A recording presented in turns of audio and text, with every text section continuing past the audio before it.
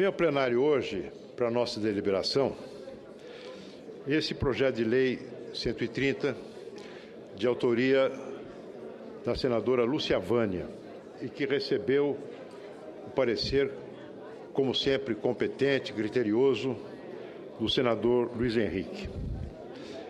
Esse projeto fere uma das questões mais delicadas da nossa federação. É o tema dos chamados incentivos fiscais. Incentivos que são concedidos pelos estados, que, à míngua de mecanismos eficazes de desenvolvimento regional, procuram atrair empreendimentos para o seu território, concedendo às empresas vantagens em relação às suas obrigações como contribuintes de ICMS. O senador Cássio Cunha Lima, num discurso que fez na sessão passada, quando tratamos desse tema, referiu-se a essa prática como uma prática promotora da paz social, prática que visa a gerar empregos, atrair empreendimentos, desconcentrar o crescimento, especialmente da indústria brasileira, que já foi muito concentrada no Centro-Sul. Hoje é menos e precisa continuar nesse processo de desconcentração. Eu represento o Estado de São Paulo com muita honra. O Estado que abriga no seu seio brasileiros de todas as origens do nosso imenso país. Nós temos bairros em São Paulo, bairros nordestinos. São Miguel Paulista é um bairro de paraibanos e de baianos. Um estado que acolhe gente do Brasil inteiro e do mundo inteiro. Um estado que contribui para o desenvolvimento do nosso país. Indústrias brasileiras, empresários brasileiros têm origem em São Paulo, estabelecidos hoje em estados do Nordeste e do Centro-Oeste. É evidente que, na defesa dos projetos tributários, eu tenho que levar em conta os interesses do meu Estado. E o faço à semelhança dos demais colegas senadores, que tratam as questões nacionais sob uma ótica particular que vem da informação que temos nos nossos estados. Mas o Estado de São Paulo, meus caros colegas, somente se beneficia, nada tem a perder do desenvolvimento igualitário do país. Nós prestigiamos, apoiamos medidas políticas que possam compensar a tendência ao desenvolvimento desigual do capitalismo. A Constituição brasileira abriga inúmeros dispositivos que visam exatamente a isto, trazer correções a essa tendência natural do capitalismo, do modo de produção capitalista, de ter um desenvolvimento desigual. E acaba de passar por trás de mim agora o senador José Serra, que como constituinte trabalhou muito para tornar viável a existência de muitos desses fundos.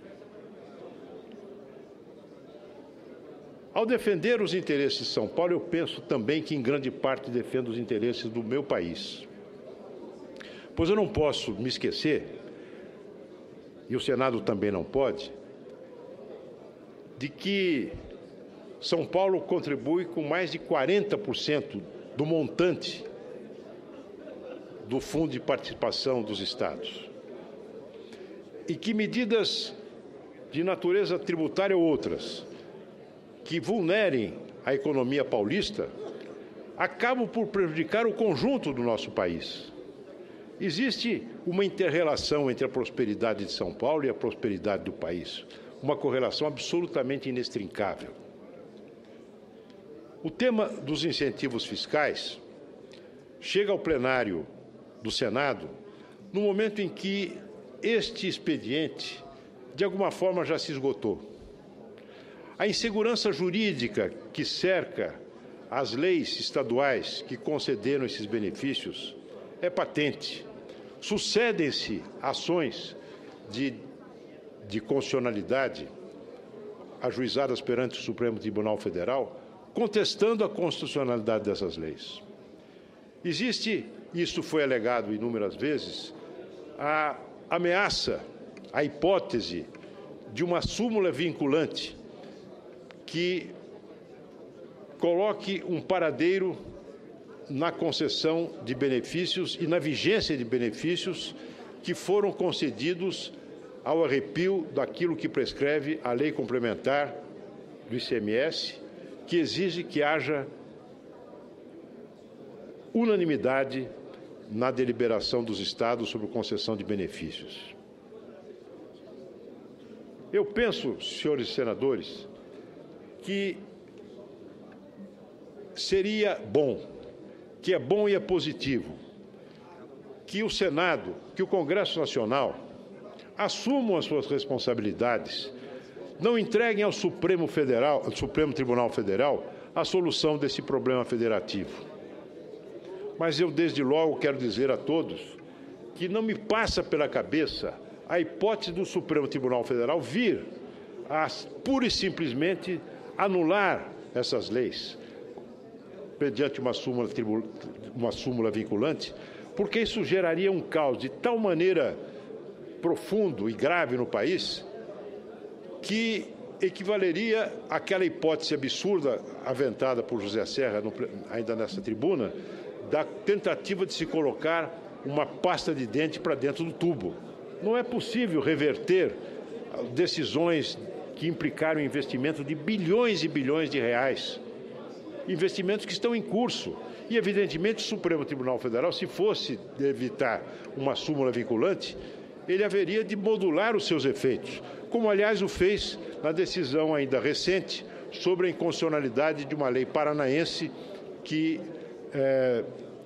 concedia benefícios relativos à atividade portuária.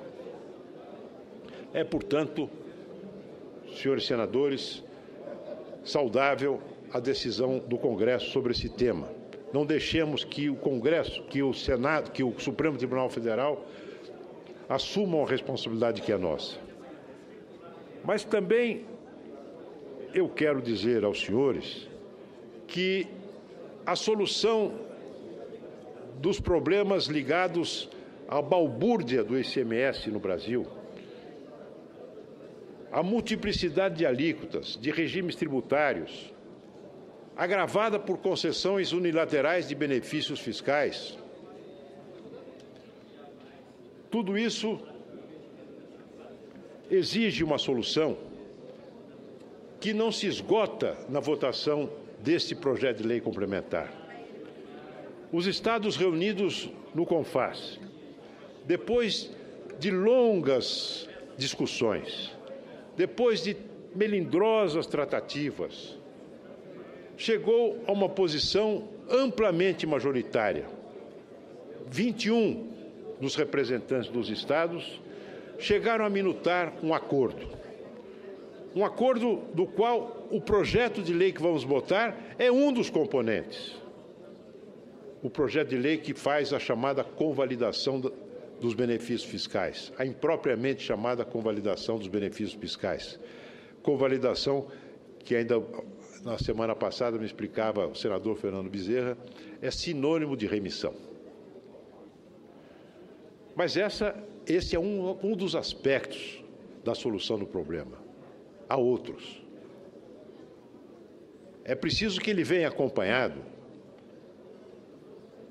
da edição de uma resolução do Senado, que também passou pela análise e pelo crivo do CONFAS, que passou pela análise e pelo crivo da Comissão de Assuntos Econômicos dessa Casa, onde recebeu o parecer do senador Delcídio Amaral, cujo objetivo é a redução da distância entre as alíquotas de origem, cobradas na origem e no destino nas transações interestaduais, de modo a ir aos poucos, de uma maneira gradativa, retirando o combustível da disputa, da guerra fiscal ou da disputa tributária entre os estados. Um outro componente da solução é a adoção, por parte do governo federal, da sua responsabilidade no deslinde deste problema, que é a constituição dos fundos destinados a compensar os estados que viessem a ter perdas fiscais nesta convergência de alíquotas. Porque alguns estados perderão, mas outros estados ganharão. O senador José Serra tem dados sobre isso e ele certamente virá à tribuna para expô-los. Muitos estados ganharão com o fim da renúncia fiscal que hoje praticam. Hoje, estados praticam renúncia fiscal do ICMS sem poder. Deixam de investir recursos, de aplicar recursos preciosos na consecução dos seus objetivos, na saúde, na segurança pública, na infraestrutura, no saneamento básico, na educação, em razão de renúncia fiscal. Por isso é que essa é uma das razões pelas quais esse processo já se esgotou. Os estados brasileiros hoje vivem uma crise fiscal muito grave, todos eles, agravada, aliás, pela recessão que vivemos. Neste quadro, é impossível continuar com o volume de recursos de renúncia fiscal que estados praticam em benefícios de empresas. E é por isso, aliás, que como bom social-democrata, eu luto para o fim desta prática que já fez o seu tempo. Uma prática datada, não é mais do nosso tempo. Por isso, senhor presidente, eu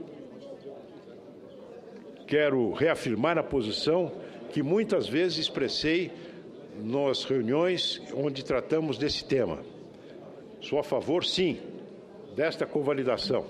Acho que ela vem colocar um ponto final numa parte da problemática que vivemos. Ela poderá, sim, levar a uma simplificação, a uma racionalização maior do nosso sistema tributário, especialmente se for acompanhada desta convergência de alíquotas que será objeto de uma resolução que precisa ser votada pelo Senado. Um problema não se resolve sem outro. Se nós simplesmente fizermos a convalidação, nós teremos a perpetuação da guerra fiscal e o agravamento da insegurança jurídica que hoje pesa sobre os investimentos atuais e os investimentos futuros. Tampouco poderemos caminhar no sentido da normalização das relações federativas sem que haja um aprimoramento dos mecanismos de estímulo ao desenvolvimento regional, que são exigências legítimas dos estados que apresentam hoje um grau de desenvolvimento econômico muito aquém daquilo que merecem e daquilo que desejam os seus concidadãos. Muito obrigado, senhor presidente.